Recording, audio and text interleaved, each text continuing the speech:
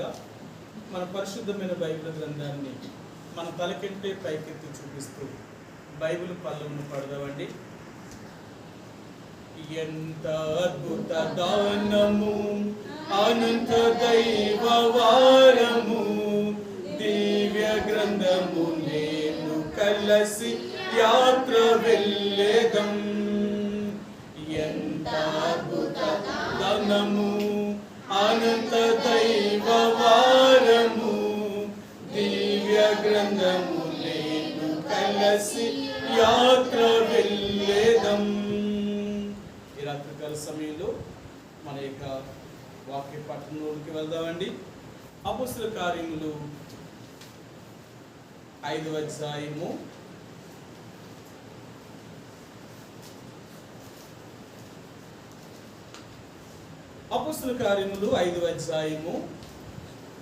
38 నుంచి 42 వరకు ఈ 6 వచనాల్ని, ఈ 5 వచనాల్ని ఉత్తర ప్రత్యుత్తర రీతిగా చదువుదామండి.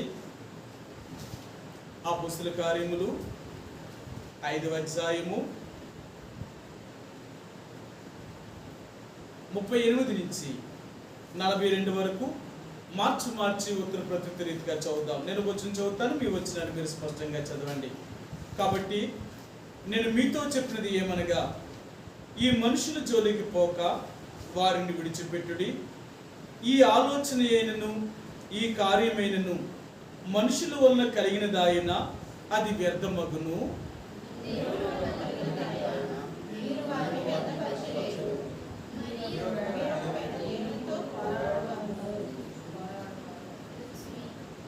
వారు అతని మాటకు సమ్మతించి అపోస్తలులను పిలిపించి కొట్టించి యేసు నామమును బట్టి బోధింపకూడదని ఆజ్ఞాపించి వారిని విడుదల చేసిరి.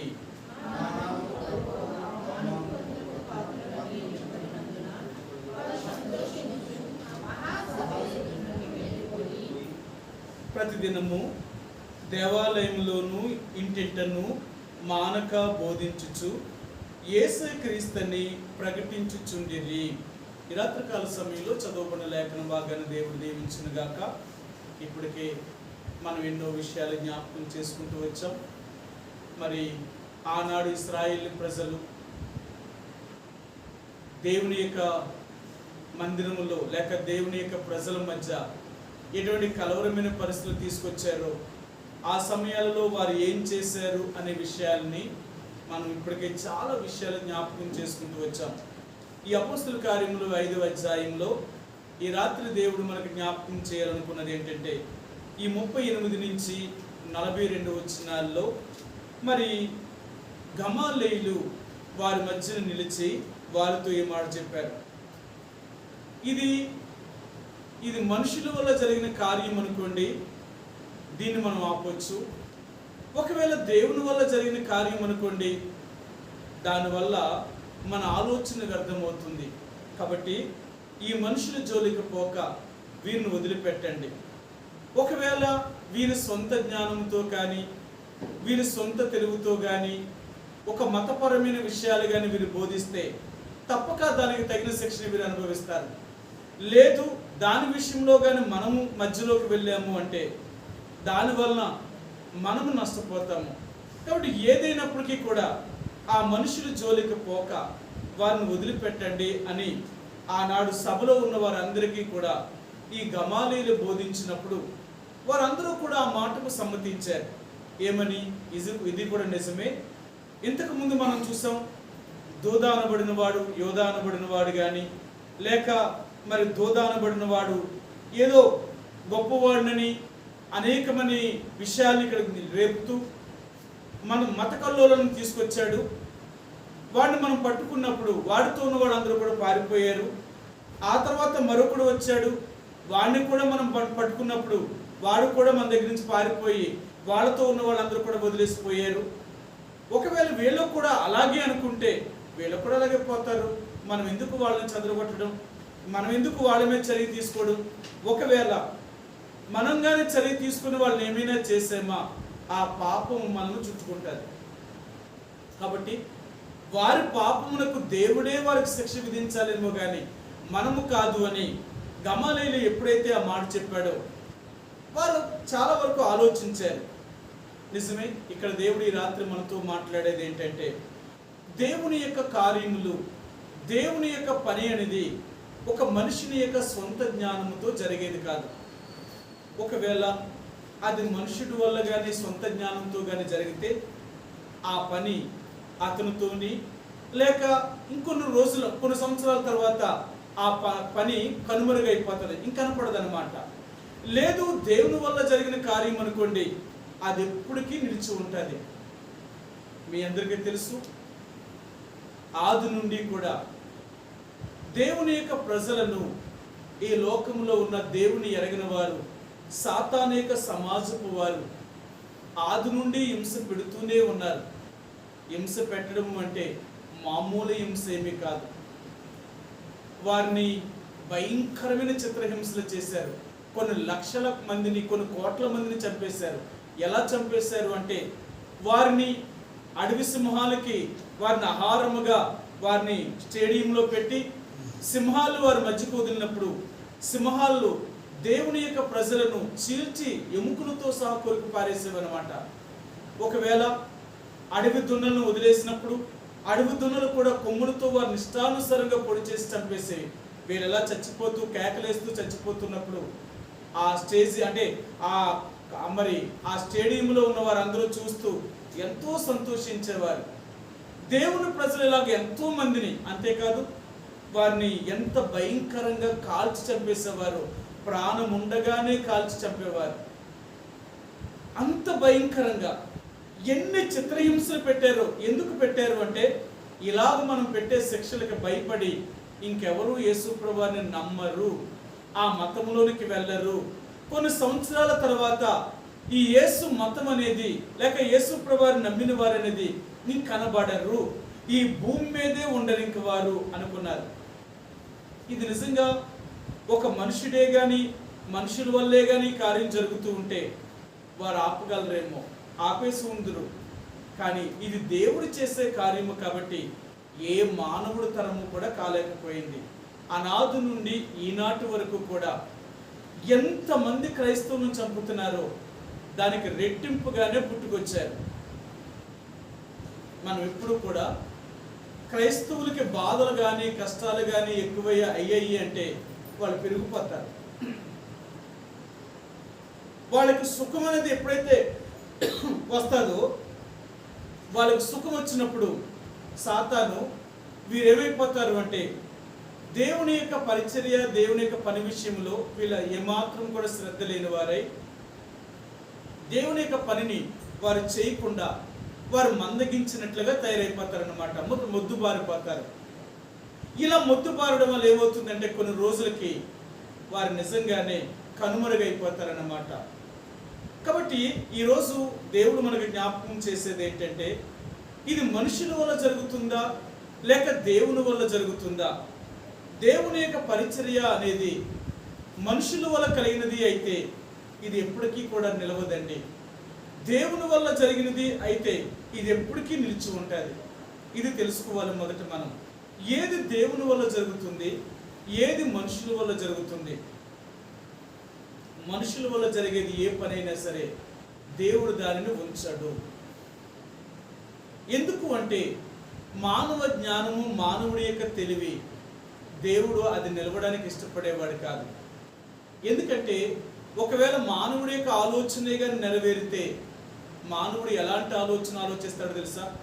దేవుని కంటే గొప్పవాడైపోవాలనుకుంటాడు. మీకు చూపిస్తాను. ఆ రోజున వీరు కూడా ఇలాగే ఆలోచించారు. ఎలాగ ఆలోచించారు అంటే, ఆదికాండము 11వ అధ్యాయంలో వీళ్ళు దేవుని కంటే గొప్పవారైపోవాలనుకున్నారు. ఆదికాండము 11వ అధ్యాయము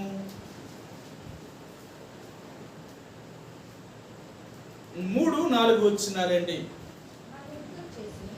మనం ఇటుకలను చేసి బావుగా కాల్చుదాము రండి అని ఒకరితోనొకడు మాట్లాడుకొని, రాళ్లకు ప్రతిగా ఇటుకలను, అడుసునకు ప్రతిగా మట్టి కీలును వారికుండెను.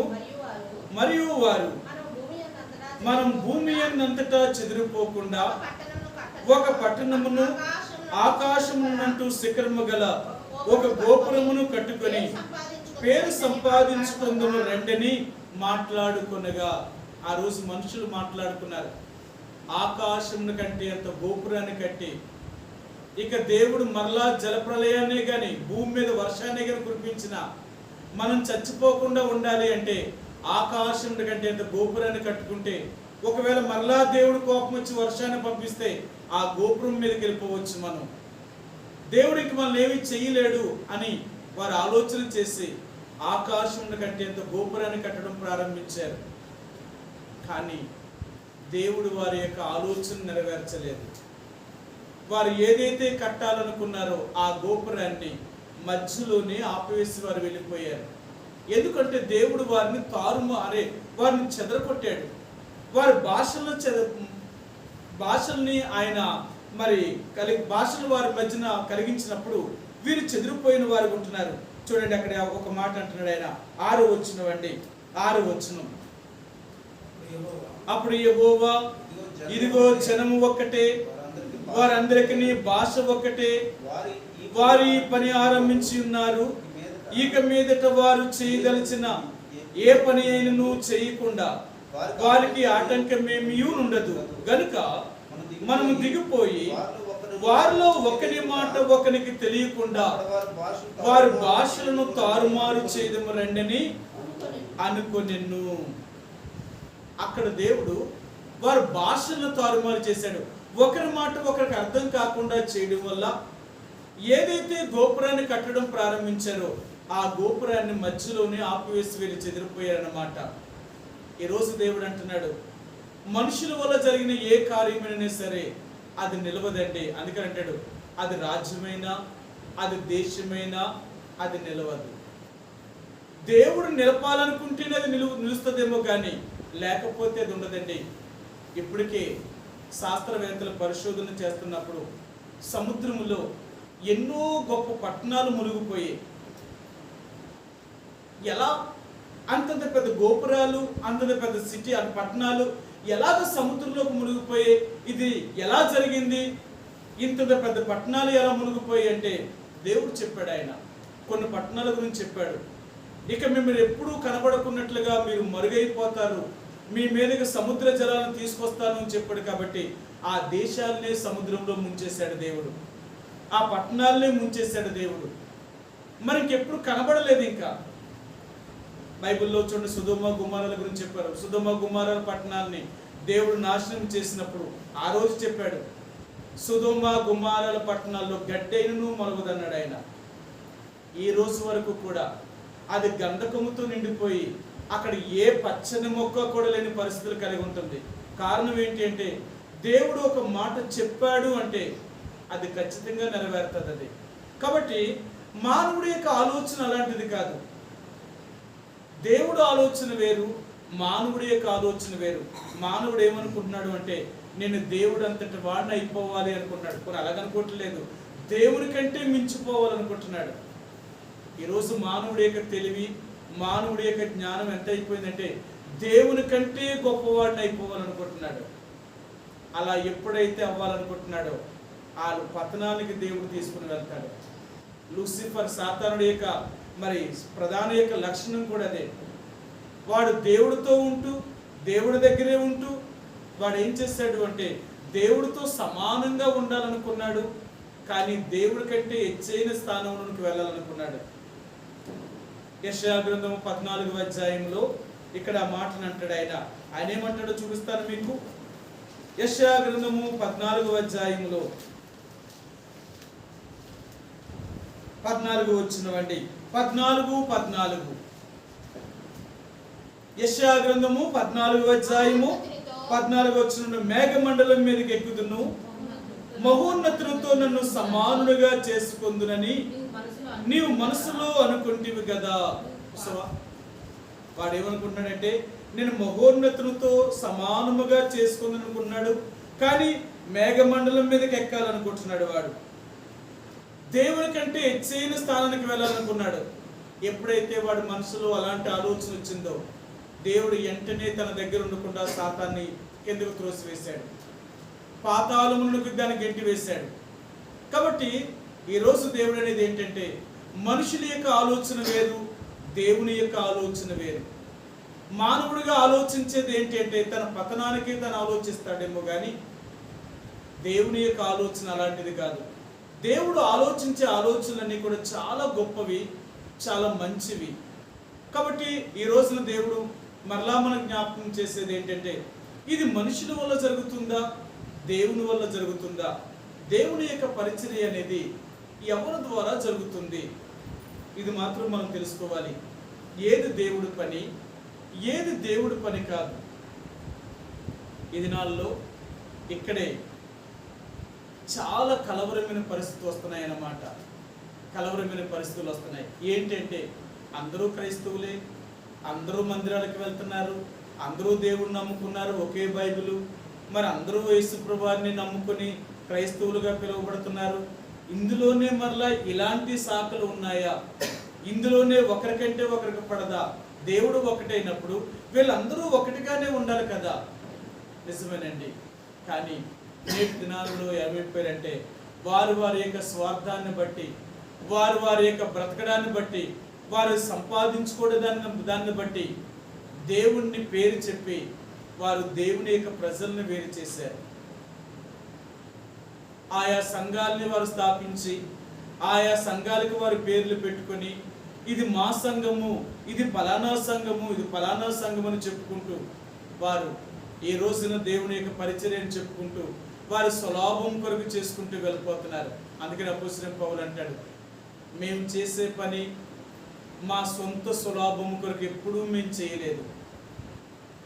మేము పేరు కొరకు కానీ, డబ్బు కొరకు కానీ, అధికారం కొరకు కానీ ఎప్పుడూ మేము అలాగూ చేయలేదు దేవుడి పని అంటున్నారు వారు. సరే, చూపిస్తాను మీకు. మొదటి తెస్సలోనికీయులకు రాసిన పత్రిక 2వ అధ్యాయము. అపోస్తలుడైన పౌలు ఈ తెస్సలోనికీయులకు రాసిన పత్రికలో ఆయన ఈ మాటను ఎంతో స్పష్టంగా చెప్తున్నాడండి. 2వ అధ్యాయము 2-3 వచనాలండి. తెస్సలోనికీయులకు రాసిన పత్రిక 2వ అధ్యాయము, మొదటి పత్రిక 2వ అధ్యాయము 2-3 వచనాలు. మీరు ఎరిగినట్టే మేము ఫిలిప్పులో ముందు శ్రమపడి అవమానము పొంది ఎంతో పోరాటముతో దేవుని సువార్తను మీకు బోధించుటకై మనం దేవుని యందు ధైర్యము తెచ్చుకుంటామని మీకు తెలియను. ఎలయనగా మా బోధ కపటమైనది కాదు, అపవిత్రమైనది కాదు, మోసయుక్తమైనది కాదు. వారు అంటున్నారు, మేము అందరిలాగా బోధించిన వారం కాదు, మా బోధలో ఎటువంటి కపటము లేదు. ఈ దినాల్లో బోధ ఎలాగుందో తెలుసా? వాళ్ళేమో మనసులో ఊడిచిపెట్టుకుంటున్నారు, పైకి ఒకటి బోధిస్తున్నారు. కానీ వాళ్ళు చేసే ఉద్దేశం అంతా కూడా వాళ్ళ మనసులో ఉన్నట్లుగానే చేస్తున్నారు. వారు పైకి మాత్రము ఇది దేవుని యొక్క పని అనిగా చూపిస్తున్నారు. అందుకని ఈరోజు దేవుడు మరలాంటున్నాడు, అపోస్తలుడైన పౌలు చెప్తున్నాడు, మా బోధ ఎప్పుడూ కపటముగా మేము బోధించలేదు. మనసులో ఒకటి పైకి ఒకటి బోధించలేదు.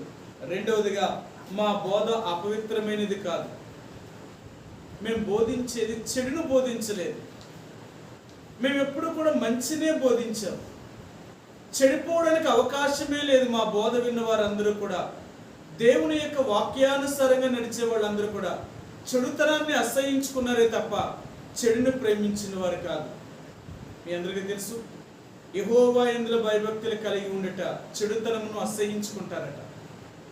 దేవుని యందు భయభక్తులు కలిగిన వారు ఎలా ఉంటారంటే చెడుతనాన్ని అసహించుకుంటారు, చెడును ప్రేమించేవారు కాదు. అందుకని అపోస్తలుడైన పౌలు అంటున్నాడు, మా బోధ అపవిత్రమైనది కాదు. మూడవదిగా మా బోధ ధనాపేక్షతో కూడినది కూడా కాదు. ఎప్పుడు డబ్బు గురించి కానీ, డబ్బు కొరకు కానీ, సంపాదన కొరకు మేము ఎప్పుడు బోధించలేదు. ఇలాగనే మేము బోధించుంటే మా బోధ ఏ రోజు మనుషుల యొక్క బోధగానే మారిపోయి మేము కూడా ఎప్పుడో నాశనం అయిపోయేవారు. కానీ దేవుడు మాకు అప్పగించిన ఈ పరిచర్యను మేము నమ్మకముగా చేయడం కొరకు ఎప్పుడు ఇలాంటి వాటిని మేము ఉపయోగించలేదు. అంతేకాదు మేము మనుషుల్ని ఎప్పుడూ సంతోషపెట్టలేదు అంటున్నాడు ఆయన. 4వ వచనం, సువార్తను మాకు అప్పగించుటకు యోగ్యులమని దేవుని వలన ఎంచబడిన వారిమై మనుషులను సంతోషపెట్టు వారము కాక మన హృదయములను పరీక్షించు దేవునే సంతోషపెట్టు వారిమై బోధించుచున్నాము. సరే, వీళ్ళ బోధంతా ఎలాగుందో తెలుసా? మనుషులను సంతోషపెట్టినట్లుగా ఎప్పుడూ బోధించలేదు వీళ్ళ బోధంతా కూడా దేవుణ్ణి సంతోషపెట్టినట్లుగానే బోధించారు. ఈనాడు బోధంతా కూడా ఎలాగుందో తెలుసా? మనుషులను సంతోషపెట్టే బోధ. ఈ రోజుల్లో దేవుని వాక్యాన్ని ఎలా చెప్పాలో తెలుసా? వాళ్ళని గద్దించకూడదు, వాళ్ళని సరిచేయడానికి ఇష్టపడకూడదు, వాళ్ళని మరి శిక్షించడానికి ఇష్టపడకూడదు. ఆ బోధ కఠినమైన బోధను కూడా, కఠినమైన మాటల్లో కూడా వాడకూడదు. అందుకనే ఈ రోజుల్లో అంటే పాస్టర్ ట్రైనింగ్ అయ్యే వారికి ఎలాగ బోధించాలి అనేది ముందు నేర్పిస్తారన్నమాట. అక్కడ నేర్పించేది ఏంటంటే, నీ మాట నువ్వు బోధించేటప్పుడు నీ బోధ ఎలాగ ఉండాలి అంటే మృదువైనదిగా ఉండాలి తప్ప కఠినమైనదిగా ఉండకూడదు. ఒకవేళ నువ్వు కానీ దేవుని వాక్యాన్ని ఉన్నది ఉన్నట్లుగా కఠినముగా నువ్వు బోధించావంటే ఎవరు నీ దగ్గర రారు. ఆఖరికి నువ్వు ఒక్కడే మిగిలిపోతావు. కారణం ఏంటో తెలుసా? అలాంటి బోధను లోకం అంగీకరించదు. మరి ఎలాంటి బోధన అంగీకరిస్తుంది అంటే, నువ్వు కానీ మనుషులను సంతోషపెట్టినట్లుగా బోధించావు అంటే నీ దగ్గర మనుషులు ఉంటారు. కాబట్టి నీ బోధ ఎలా ఉండాలి అంటే ఎప్పుడు కూడా గద్దించినట్లుగా కానీ, వారిని శిక్షించినట్లుగా కానీ, కఠినముగా కానీ నువ్వు బోధించకూడదు. నీ బోధ ఎప్పుడు కూడా అంటే మృదువైనదిగా, దీవించేదిగానే ఉండాలి. అందుకని చూడండి, బయట ఉన్న వాళ్ళందరూ కూడా దేవుడు మిమ్మల్ని దీవిస్తాడమ్మా, దేవుడు మిమ్మల్ని ఆశీర్వదిస్తాడు, దేవుడు మీకు తోడై ఉంటాడు, దేవుడు మిమ్మల్ని కాపాడుతాడు, ఇలాంటి మాటలు వాడతారే తప్ప నువ్వు తప్పు చేస్తే దాన్ని తగిన శిక్ష అనుభవిస్తావు అని మాత్రం చెప్పరు వాళ్ళు. అందుకని అంటాడు, వాక్యాన్ని బోధించేటప్పుడు మనకిష్టం వచ్చినట్లుగా బోధించకూడదట. వాక్యాన్ని బోధించేటప్పుడు వాక్యాన్ని వాక్యంగానే బోధించాలంటాడు ఆయన. సరే, మీకు ఆ మాట చూపిస్తాను. పేతురు రాసిన మొదటి పత్రిక 4వ అధ్యాయము. పేతురు రాసిన మొదటి పత్రిక 4వ అధ్యాయము 11వ వచనం. 4:11. ఒకడు బోధించిన ఎడల దైవోక్తులను బోధించినట్టు బోధింపవలెను. ఒకడు ఉపచారము చేసిన ఎడల దేవుడు అనుగ్రహించు సామర్థ్యము నుండి చేయవలెను.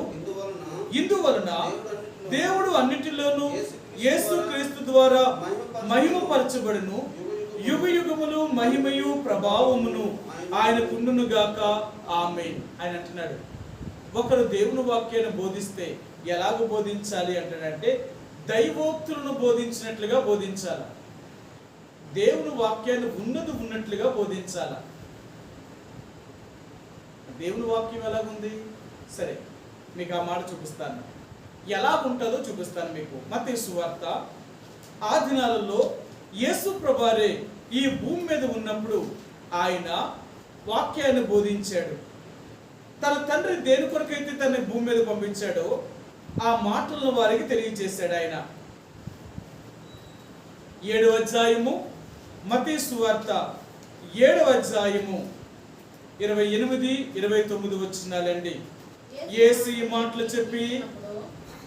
మాటలు చెప్పినప్పుడు ఆ యేసు ఈ మాటలు చెప్పి ముగించినప్పుడు జనసమూహములు ఆయన బోధకు ఆశ్చర్యపడుచుండిరి. ఎలాగనగా ఆయన వారి శాస్త్రుల వలె కాక అధికారము గలవాని వలె బోధించెను. బోధ ఎలా ఉండాలో తెలుసా? అధికారము కలిగిన బోధ ఉండాల. నిన్నొక పని కొరకు దేవుడు నియమించాడు అంటే ఆ పనిలో నువ్వు అధికారముతో చేయాలి. అందుకని చూడండి, ప్రభుత్వ ఉద్యోగం చేసే ప్రతి ఒక్కరు కూడా ఉద్యోగంలో ఉన్నప్పుడు వాళ్ళని ఏమన్నా సరే ప్రభుత్వాన్నే అన్నట్టే తప్ప వాళ్ళని అన్నట్టు కాదు. అందుకని అంటారు, ప్రభుత్వ ఉద్యోగి ఉద్యోగంలో ఉన్నప్పుడు అతను కొట్టకూడదు, అతను ఏమనకూడదు. అతని మీద చేయి చేసుకున్నా, అతను దూషించినా అది పెద్ద నేరం అన్నమాట. ఎందుకంటే ప్రభుత్వం అతను నియమించింది. ప్రభుత్వం నియమించిన ఆ వ్యక్తి మీద నువ్వు ఇలాగ దోషంలో పలుకుతున్నావు అంటే నువ్వు ప్రభుత్వాన్నే నిందించినట్టు. కాబట్టి అలాంటి వారు తప్పక శిక్షార్హులుగా చేయబడతారు. ఈ రోజున దేవుడు అంటున్నాడు, మరి దేవుని యొక్క బోధ అనేది ఈరోజు ఎలాగ బోధిస్తున్నారు మనుషులు? ఉన్నది ఉన్నట్లుగా బోధిస్తున్నారా? లేదు. మనుషులకి తీయని మాటలుగా చెప్తూ వారు చెప్తున్నారు. ఎంతకాలం తీయగా చెప్తే వీళ్ళు మారుతారు? అందుకనే కొన్నిసార్లు చూడండి, మన పిల్లల్ని చాలా కోపపడతాం వాళ్ళ మీద. కొన్నిసార్లు వాళ్ళ మీద ఎంతో గట్టిగా కోపంతో అరుస్తాం అన్నమాట. ఎందుకు అలా చేస్తాము అంటే, ఎంత మృదువుగా మాట్లాడతామో అంత కోపంగా కూడా మాట్లాడతాం. కారణం ఏంటంటే వాళ్ళు మన మాట విని భయపడాలని. సరే, కొన్నిసార్లు మాటలే మనుషుల్ని మార్చగలుగుతాయి. అందుకని కొన్నిసార్లు కఠినంగా మాట్లాడతాం వాళ్ళని. ఎందుకు అంత కఠినం అంటే, అలా కఠినంగా మాట్లాడకపోతే వాళ్ళు మారడానికి అవకాశం ఉండదండి, మారడానికి అవకాశం ఉండదు. అందుకని యేసు ప్రభువారు కూడా ఆయన ఈ భూమి మీద బోధించినప్పుడు చాలా కఠినముగా బోధించేవాడు. ఆయన తండ్రి తనకు ఏమైతే చెప్పాడో ఆ మాటలను ఖచ్చితంగా చెప్పేవాడు. ఆయన అలా చెప్తున్నప్పుడు వినేవాళ్ళకి ఎలాగుండేది అంటే, కొంతమంది చాలా నొచ్చుకునేవారు, చాలా బాధపడేవారు. ఇలాంటి మాటలు పలుకుతున్నాడా, అసలు మనం వినగలమా, ఈ మాటలు వింటే ఈయనతో ఎవరు ఉంటారు అని ఎంతో మంది అతను వదిలిపెట్టి వెళ్ళిపోయారు. మీరు యోహాను సువార్త 6వ అధ్యాయం చదివితే మనం ఎన్నోసార్లు చూపించాను. ఇంత కఠినముగా మాట్లాడితే అయ్యా మీతో ఎవరు ఉంటారు? అయితే ఒకటే అన్నాడు, నాతో దేవుడు ఉంటాడు. మీరందరూ నన్ను వదిలేసి వెళ్ళిపోయినా నన్ను పంపిన వాడు నాకు తోడుగా ఉంటాడు. ఎందుకంటే ఆయనకు నచ్చినట్లుగా నేను బోధిస్తున్నాను కాబట్టి ఆయన ఎప్పుడూ నాకు తోడుగా ఉంటాడు. నన్ను ఎప్పుడూ ఆయన ఒంటరిగా విడిచిపెట్టడు. మనుషులు వదిలేసినంత మాత్రానికి నా తండ్రి నన్ను వదలదే కదా. సరే, ఆ మాట నేను చూపిస్తాను. యేసు ప్రభువారు ఈ భూమి మీద ఉన్నప్పుడు ఆయన ఏం చెప్పాడు అంటే, మనుషులు నన్ను వదిలిపెట్టిన నా తండ్రి నన్ను ఎప్పుడూ వదలలేదు అంటున్నాడు ఆయన. యోహాను సువార్త 8వ అధ్యాయము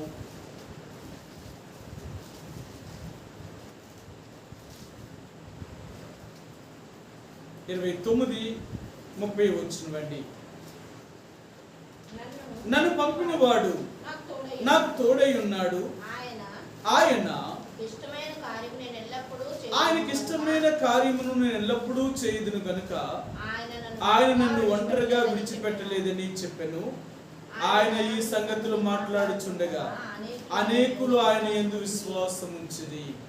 ఆయన చెప్తున్నాడు, నా తండ్రి నన్ను ఎప్పుడూ ఒంటరిగా వదలలేదు. మనుషులు నన్ను వదిలేశారు.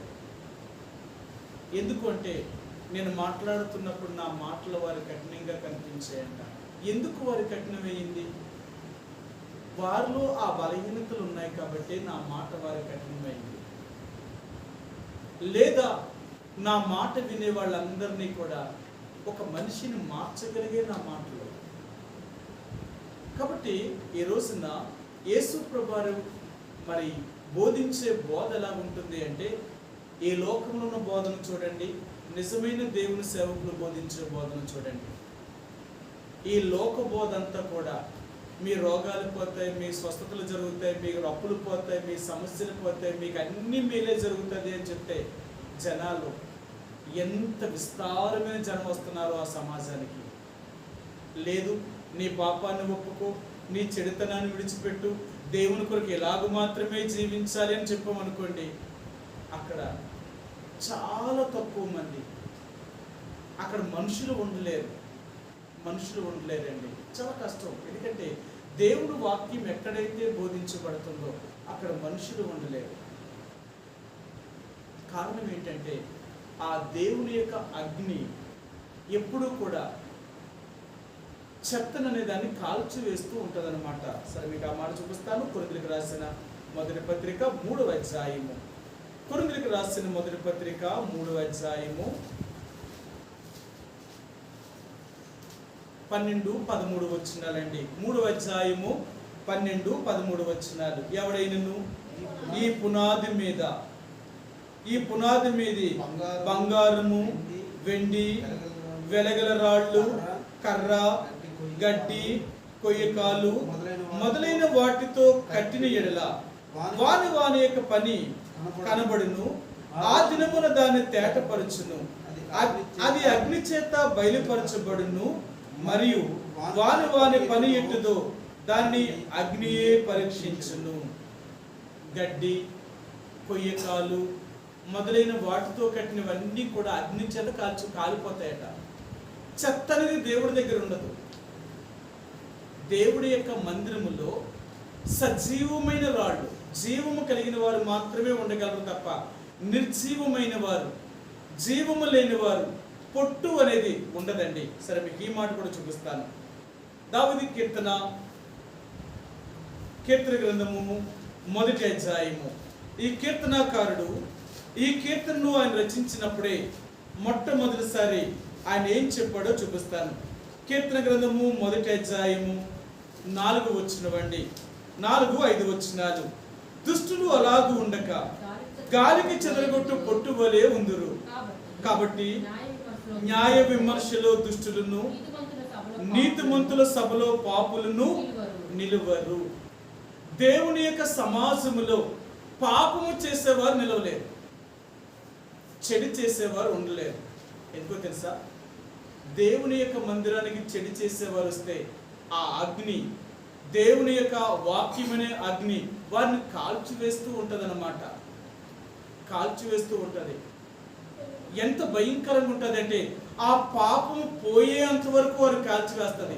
లేదా వారైనా పాపాన్ని విడిచిపెట్టకపోతే వారైనా ఆ సమాజం నుంచి బయటికి వెళ్ళిపోతారు. చూడండి, అంటే క్యాన్సర్ పేషెంట్కి ఈ కీమోథెరపీ ఇస్తున్నారు, కరెంట్ షాక్ పెడుతున్నారు.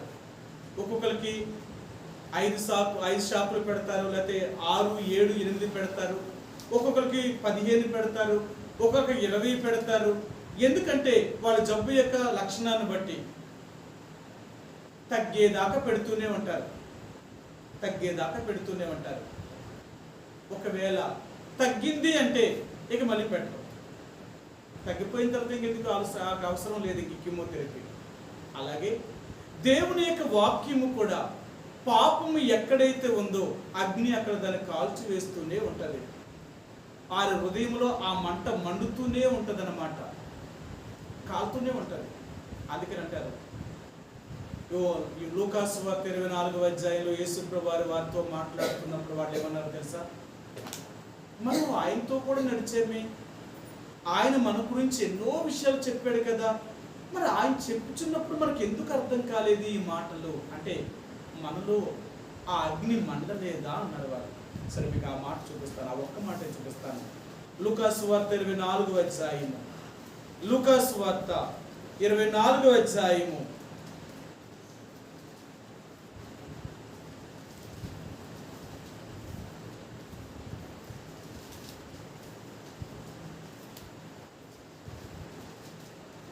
32వ వచనమండి. అప్పుడు వారు ఆయన త్రోవలో మనతో మాట్లాడుచు లేఖనములను మనకు బోధపరుచున్నప్పుడు మన హృదయము మనలో మండుచుండలేదా అని ఒకరితోనొకడు చెప్పుకొనిది. దేవుని వాక్యాన్ని మనకు బోధిస్తున్నప్పుడు, ఆయన మనకు వాక్యాన్ని చెప్తున్నప్పుడు అసలు మనలో ఎందుకు ఆ మంట లేదు? మన హృదయం ఎందుకు మండలేదు? అందుకనే దేవుని యొక్క వాక్యము వారి హృదయంలో ఆ మంట పుట్టించలేదు అంటే వాళ్ళలో ఆ అగ్ని లేదన్నమాట, ఆ జీవము లేదన్నమాట. అందుకని అంటాడు, జీవము కలిగిన వారు, జీవము లేని వారు. జీవము కలిగిన ప్రతి వ్యక్తి మాటకి చలించగలుగుతాడు. సరే, అందుకనే కొంతమంది చూడండి, సమస్యలు పడిపోయారు అనుకో, వాళ్ళు మనం పుట్టి లేపు పిలుస్తూ ఉంటాం, నా మాట అర్థమవుతుందా, నా మాట వినబడుతుందా, లెగు లెగు అంటాం. ఆ మనిషి కానీ నిజంగా ప్రాణం ఉంటే మన మాటకి స్పర్శించుకు లెగుస్తాడు. ఒకవేళ ప్రాణమే పోయింది అనుకోండి, మనం ఎంత కొట్టినా లేవడే. అంటే దేవుని యొక్క ప్రజలు అనేవారు జీవము కలిగిన వారు. దేవుని వాక్యాన్ని వింటున్నప్పుడల్లా వాళ్ళకి కదలిక కలుగుతూ ఉంటుంది అన్నమాట, మార్పు కలుగుతూ ఉంటుంది. అందుకనే మనం ఎందుకు దేవుని వాక్యాన్ని వినాలో తెలుసా? దేవుని వాక్యాన్ని వింటున్నప్పుడల్లానంట మన హృదయంలో ఆ మంట లేక ఆ జీవము కలిగిన ఆ జీవము మనల్ని ఏం చేస్తుంటే కదిలిస్తూ ఉంటుందట. ఈ కదలడం వల్ల ఏమవుతుంది? శుద్ధ అవుతుందంట. అవునా? మీరు చూడండి, కదిలే నీరు, కదలని నీరు, ఈ రెండు నీరే. కానీ కదలని నీరు ఏమైపోద్దంటే చెడిపోతుంది. మీరు ఏదైనా సరే ఒక బిందులో ఒక 10 రోజుల నీరుని అలాగే ఉంచేయండి. 10 రోజులు నీటిని వాడకుండా మూతేసి అలా ఉంచేసాం అనుకోండి, ఆ నీరు ఏమవుతుంది? చెడిపోతుంది. 10 రోజులకి ఏమైపోద్ది అంటే అనేకమైన క్రిములు చేరి ఆ నీరు పాడైపోద్ది అనమాట. ఇక దాని వాసన కూడా మనం చూడలేము. అలా ఉంటుంది. ఎందుకు అంటే ఆ నీరు కదలకుండా ఒకే చోట ఉండిపోవడం వల్ల చెడిపోతుంది. అదిలే కదిలింది అనుకోండి, ఆ నీరు ఎప్పటికీ పాడవదు. అందుకని సముద్రము ఇప్పుడు దాకా ఎందుకు పాడవలేదు అంటే సముద్రము ఎప్పుడూ కదులుతూనే ఉంటుందట. దేవుడు సముద్రాన్ని ఎలా పెట్టాడో చూడండి. సముద్రం ఎప్పుడూ కదలడం వల్ల ఎంత మురికి నీరు సముద్రంలో వదిలేసినా ఆ నీరును మంచి నీరుగానే మార్చేస్తుంది. అవునా? మీరు పెద్ద పెద్ద సిటీల్లో చూడండి, సముద్రం ఉన్న దగ్గర అల్లా డ్రైనేజీ వాటర్ అంతా సముద్రంలోకి వదులుతున్నారు. ఇంత చెడు వాటర్ అంతా సముద్రంలోకి వెళ్తున్నప్పుడు మరి సముద్రం ఎందుకు పాడవుతా లేదు? మరి సముద్రం కూడా పాడైపోవాలి కదా. అంటే సముద్రంలో పడిన ప్రతి మురికి నీరుని కూడా సముద్రం ఏం చేస్తుందంటే శుద్ధి చేస్తుంది. దేవుడు ఎంత ఆలోచనతో చేసేదో చూడండి. సముద్రమే కానీ లేకపోయి ఉంటే మానవుడి యొక్క మనుగడే లేదు. అనేక మంది శాస్త్రవేత్తలు, భూగర్భ శాస్త్రవేత్తలు, నీటిపారుదల శాస్త్రవేత్తలు ఈ నీరుని పరిశోధన చేస్తున్నారు. ఈ సముద్రం అనేది ఎన్ని రకాలుగా మానవుడికి ఉపయోగపడుతుంది. ఆ సముద్రమే లేకపోతే ఈ సృష్టి లేదు. మనకింత వర్షాలు ఎక్కడి నుంచి పడుతున్నాయి? ఆ సముద్రంలో నీరు ఆవిరవి మరలా అదే నీరు మనకు మంచి నీరుగా పడడం వల్లే కదా. ఎందుకు చెప్తున్నాను అంటే దేవుని వాక్యాన్ని వింటున్నప్పుడల్లా మనలో ఆ కదిలిక రావాలి. నాతో మాట్లాడాడు దేవుడు, నా గురించి మాట్లాడాడు దేవుడు, ఈరోజు నాతో మాట్లాడుతున్నాడు దేవుడు అని ఎప్పుడైతే మనం అలా అనుకుంటామో ఆ మనిషి అంతా సరి చేసుకుంటాడు. నిజమే కదా, దేవుడు నాతో మాట్లాడే రోజు నేను ఎలా ఉన్నాను, నేనేం చేస్తున్నాను, నా జీవితాన్ని మార్చుకోవాలి అని. అదే జీవము లేని వ్యక్తి అనుకోండి, అంటే ఆత్మీయమైన జీవము లేని వారు అనుకోండి, వారు దేవుడి మందిరానికి వచ్చినా ఎలాగొచ్చారో అలాగే వెళ్ళిపోతారు. కారణం ఏంటో తెలుసా? వారికి చలనము లేదు. ఒక చచ్చిపోయిన శవం ఎలాంటిదో జీవము లేని ఒక వ్యక్తి కూడా అలాంటి వాడే. మీకు బైబిల్ గ్రంథంలో అంటారు కదా. సరే మీకు ఆ మాట చూపిస్తాను. యాకోబు రాసిన పత్రిక, యాకోబు రాసిన పత్రిక 2వ అధ్యాయము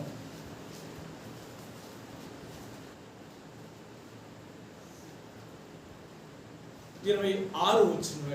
26 వచనం. ప్రాణము లేని శరీరము ఎలాగు మృతమో అలాగే క్రియలు లేని విశ్వాసము మృతము. ప్రాణము లేని శరీరం ఎలాగైతే చచ్చిపోయిందో క్రియలు లేని విశ్వాసము కూడా మృతమైనదే. అందుకని చాలా మంది క్రైస్తవులు మృతులుగా ఉన్నారు, చచ్చిపోయి ఉన్నారు. వాళ్ళ క్రియలు బాగోవు. వాళ్ళ దేవుడిని నమ్ముకుంటారు, దేవుడి గుడికి వెళ్తారు, దేవుడు కానుకలేస్తారు, కానీ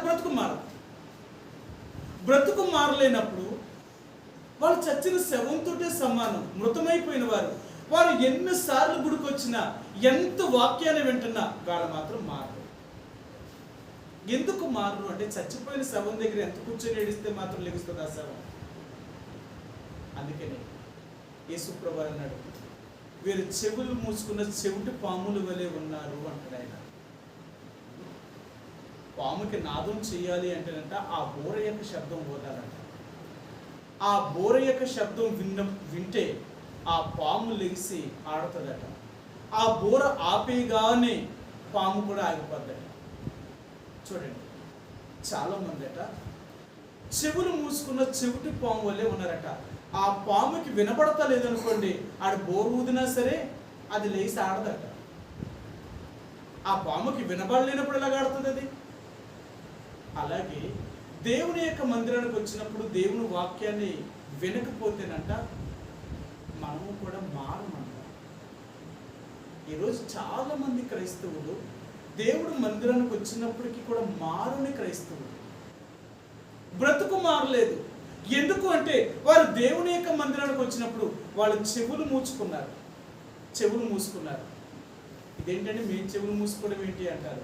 ఈ చెవులు కాదు, ఆత్మ సంబంధమైన చెవులు. అందుకని బైబిల్ గ్రంథంలో మీ అందరికీ బాగా తెలుసు, ప్రకటన గ్రంథం అంటాడు, ఆత్మ చెప్పుచున్న మాటలు చెవిగలవాడు వినుగాక అంటాడు. ఆత్మ చెప్పుచున్న మాటలు చెవిగలవాడు మాత్రమే వింటాడట. అది ఏ చెవి అంటే ఈ చెవులు కాదు, ఆత్మ సంబంధమైన చెవి. అందుకనే దేవుని యొక్క మాటలు వింటున్నప్పుడు ఆత్మీయులైన వారికి ఆ మాటలు వారి హృదయంలో గ్రహించగలుగుతారు. ఆ మాటలు హృదయంలోకి వెళ్తూ ఉంటాయన్నమాట. భౌతికమైన చెవులతో ఉన్నవాళ్ళు దేవుడు వాక్యాన్ని ఎంత వినినా వాళ్ళు పైకి విన్నట్టే ఉంటారు తప్ప లోనకి మాత్రం వెళ్ళదు.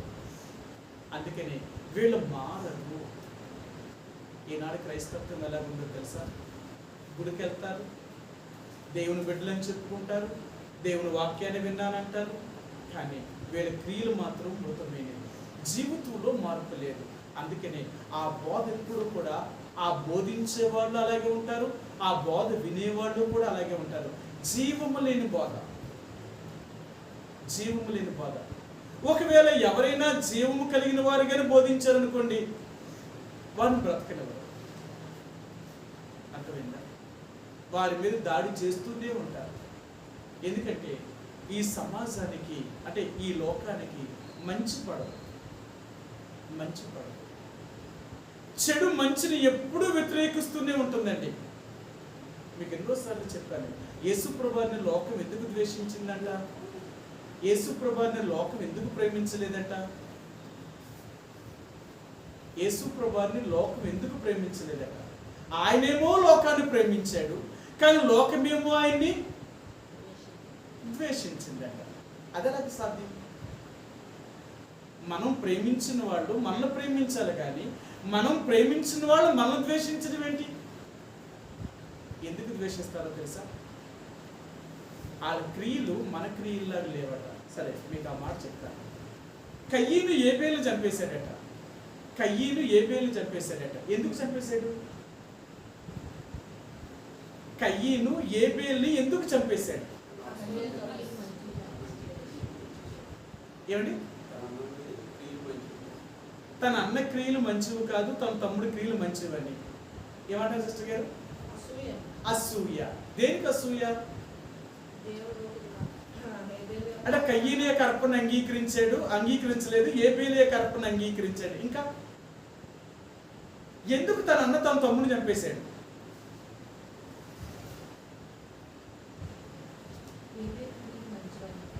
ఏబేలు క్రియలు మంచివి, కయ్యను యొక్క క్రియలు ఆయన చెడ్డ క్రియలు. అయితే తమ్ముడు మంచి క్రియలు చేత ఈయనకు చంపేలా? సరే, మీరు చెప్పింది కరెక్టే, బైబిల్లోనే చూపిస్తాను మీకు అన్నమాట. యోహాను రాసిన మొదటి పత్రిక 3వ అధ్యాయం. యోహాను రాసిన మొదటి పత్రిక 3వ అధ్యాయము 11-12 వచనాలండి. మనం ఒకరిని ఒకడు ప్రేమింపవలనది మొదటి నుండి మీరు వినిన వర్తమానమే కదా. మనము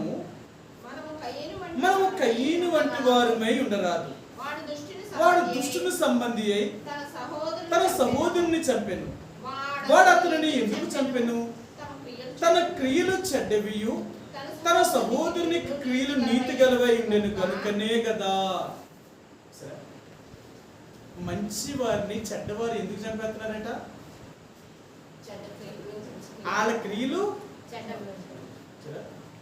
వీళ్ళు మంచిగా బతుకుతున్నారు అనుకోండి, వాళ్ళని ఎలా చూపెడుతున్నారంటే వీళ్ళు చెప్పక్కర్వద్దు. అంటే వాళ్ళే నీతిమంతులండి, వాళ్ళే పరిశుద్ధులటండి, మనందరం పాపులట, మనందరం నీతిమంతులం కాదట, వాళ్ళు మాత్రమే క్రైస్తవులంట, వాళ్ళు మాత్రమే పరలోకం వెళ్తారట, ఇంకెవరో వెళ్ళరట. ఎవరంటారు ఈ మాటలో? అలాగ మారాలని అనుకోవచ్చు కదా, ఇలా అనుకోరు. వీళ్ళు ఎత్తి చూపిస్తుంది, వీళ్ళు ఎత్తి చూపిస్తుంది. అర్థమైందా?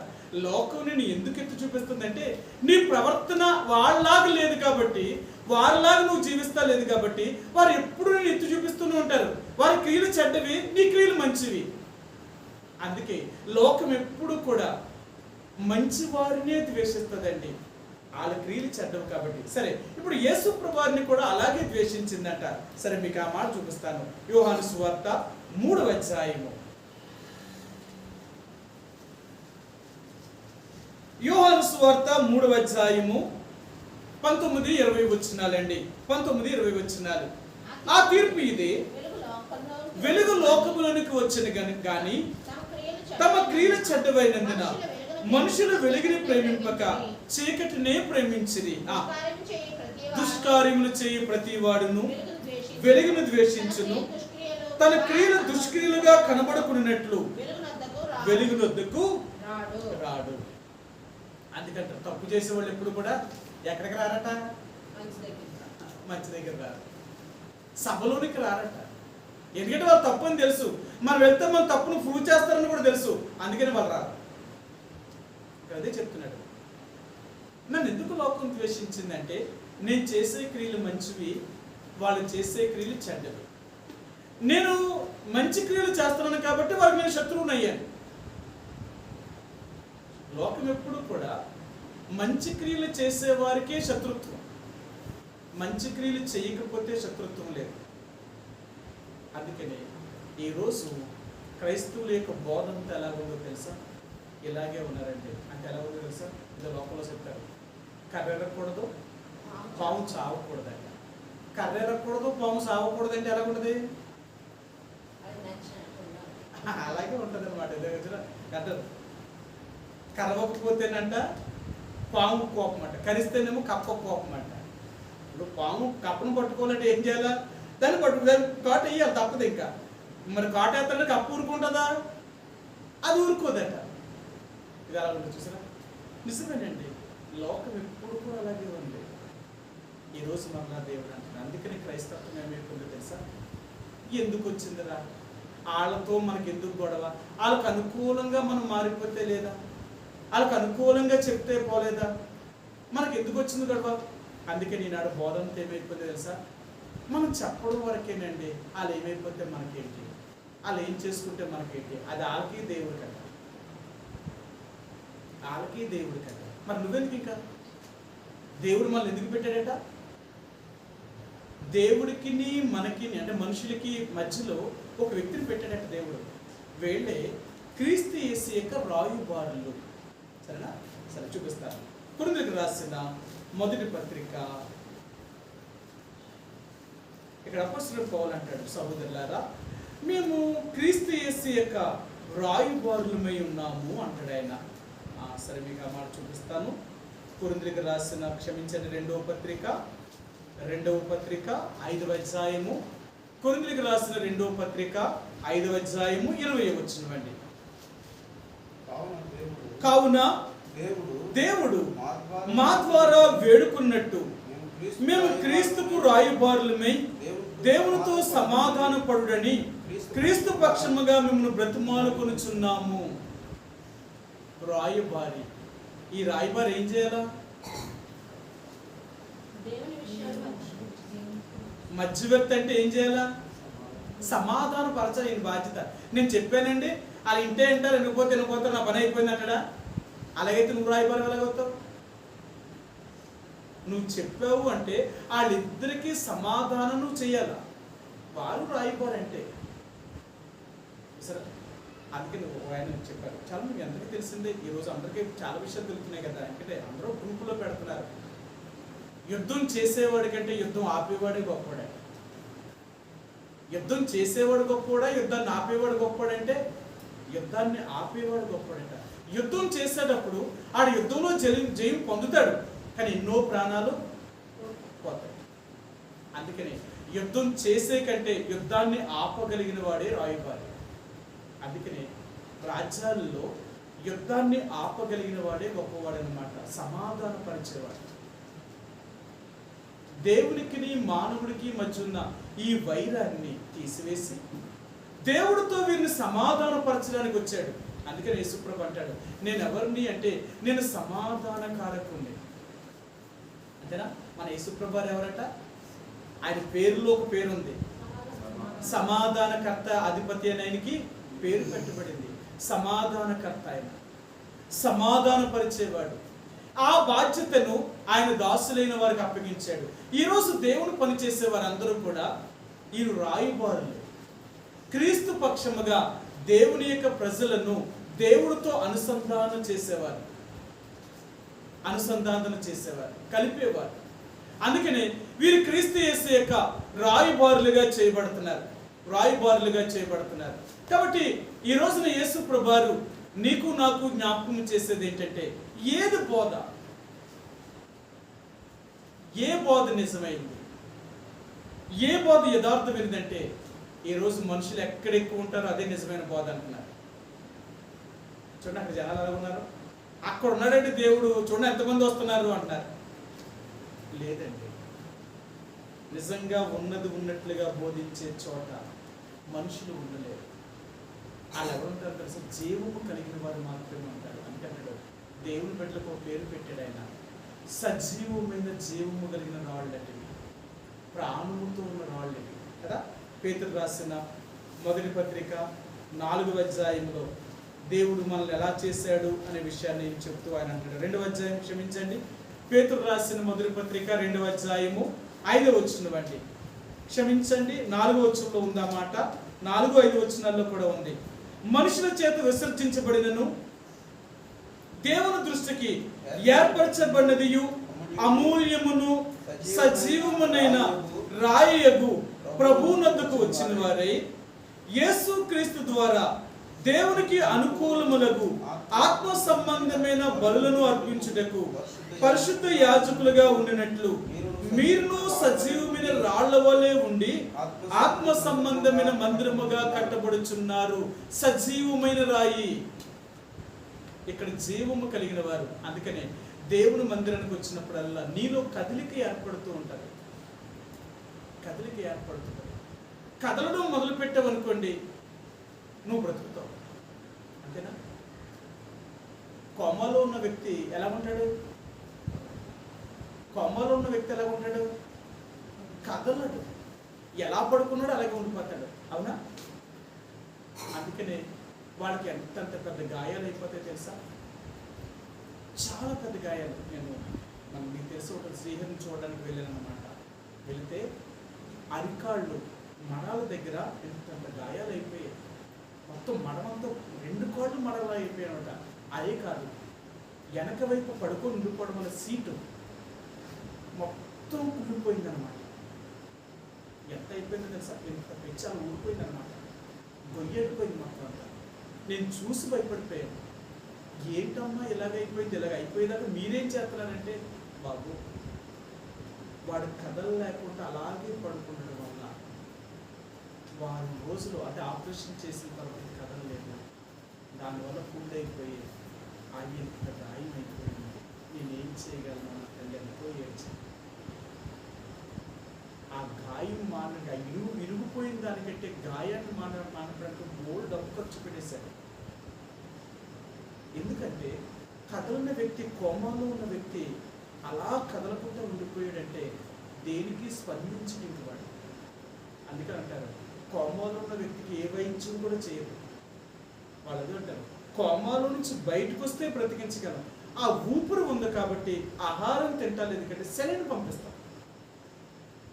వాడికి సెలైన్స్ ద్వారానే వెళ్తారు తప్ప స్పందించరు. ఒక్కసారిగానే మనిషి కానీ మళ్ళీ మామూలుగా స్పందించాడు అనుకోండి, ఇక వైద్యం మొదలెడతారనమాట. మనిషిని బ్రతికించేస్తారు. ఇంకా అది దేవుని మందిరంలోకి వచ్చినప్పుడల్లా మనలో కదిలిక ఏర్పడుతున్నప్పుడు మనం బాగుపడతాం. వాడే నిజమైన క్రైస్తవులు. దేవుని మందిరానికి వచ్చినప్పుడల్లా వీరి హృదయం ఏమవుతుంది తెలుసా? కదిలించబడుతుంది, ఒప్పించబడుతుంది, మెత్తని చేయబడుతుంది. వారి హృదయంలో దేవుని యొక్క అగ్ని మంట మండడం వల్ల వీళ్ళు సెలవుతూ ఉంటున్నారండి. వాళ్ళని నిజమైన క్రైస్తవులు అంటే. అలాంటి వాళ్ళు ఎంతమంది ఉంటారు సంఘంలో? ఒక 100 మంది దగ్గర 10 మంది ఉండడం కష్టం. 100 మంది దగ్గర 10 మంది ఉండడం కూడా కష్టం. కారణం ఏంటి తెలుసా? దేవుడు వాక్యానికి చోటివ్వరు. అందుకనే స్తెఫను ఆ రోజు వారి మధ్య సమాజం మధ్య నిలబడి ఎంత గట్టిగా వాక్యాన్ని బోధించాడో. వాళ్ళు ఒకటే చెప్పాడు, మీరు వాక్యాన్ని వినే మనుషులు కాదు అన్నాడు ఆయన. సరే, ఈ మాట కూడా చూపిస్తారు. అపోస్తలుల కార్యములు 7వ అధ్యాయము. అపోస్తలుల కార్యములు 7వ అధ్యాయము 51వ వచనమండి. 7:51. ముష్కరులారా, హృదయములను చెవులను దేవుని వాక్యమునకు లోపరచునొల్లని వారులారా, మీ పితరుల వలె మీరును ఎల్లప్పుడూ పరిశుద్ధాత్మను ఎదిరించుచున్నారు. ఈ ముష్కరులు ఎలా ఉన్నారట? దేవుని వాక్యమునకు హృదయమును చెవులను లోపరచునొల్లని వారు. అందుకని ఈరోజు క్రైస్తవులు అంటే అందరూ క్రైస్తవులు కాదండి. క్రియలు కలిగిన వారే క్రైస్తవులు. నిజంగా వారి హృదయం దేవుని మందిరానికి వెళ్ళినప్పుడల్లా వారు జీవము కలిగిన వారు కదిలించబడుతూ ఉంటారు. వాళ్ళే క్రైస్తవులు. దేవుని మందిరానికి వెళ్ళినప్పుడల్లా దేవుడు నాతో మాట్లాడాడు, దేవుడు నన్ను సంధించాడు, నాతో మాట్లాడుతున్నాడు. ఒక ఆయన నాకు ఇలా చెప్పాడు, మీరు ఎంతో మంది బోధ విన్నారు, కానీ అసలు భక్సింగ్ గారి యొక్క బోధ మీరు ఎప్పుడైనా విన్నారా? మీరు వింటే ఆయన బోధలో ఒక మాట ఎప్పుడూ వాడుతూ ఉండేవాడు, ఆ మాట చెప్పండి అన్నారు. మాకు సేవకులు కొడుకు రకరకాలుగా చెప్పారు, కానీ ఎవరూ చెప్పలేకపోయారు. అప్పుడు ఆ సేవకులు చెప్పాడు, మీరు ఇప్పటికైనా ఆ భక్సింగ్ గారు చెప్పిన క్యాసెట్లు వినండి, సీడీలు ఉన్నాయి వినండి.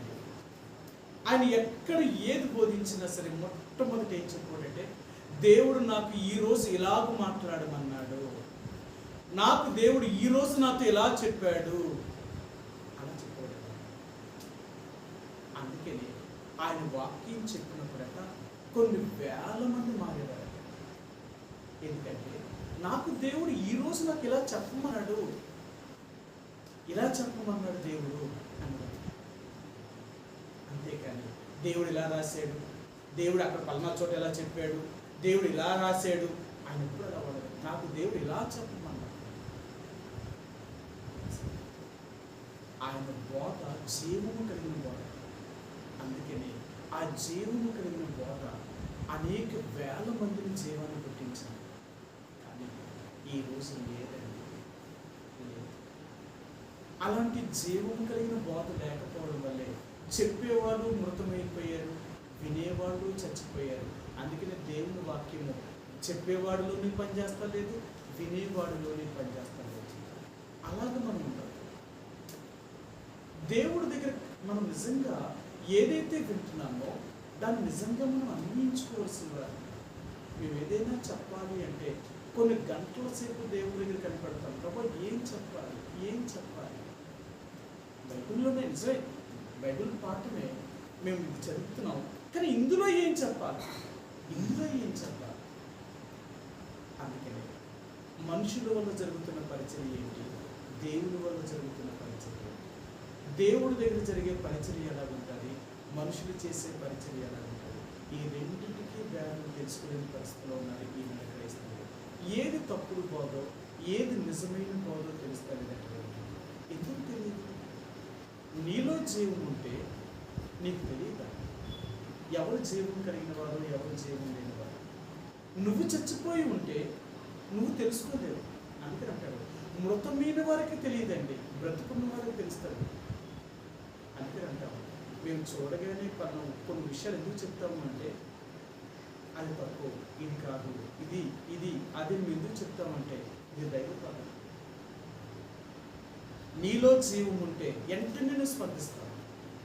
తప్పును ఎప్పుడు ఖండిస్తూనే ఉంటాను. తప్పంటే దాన్ని ఎప్పుడు నువ్వు సపోర్ట్ చేయవంతే. వాడు క్రైస్తవుడు, అది నిజమైన వాడు. అలాంటి వారు ఎక్కడ ఉంటారు తెలుసా? 100 మందిలో ఒకడు కూడా దొరకడం కష్టం.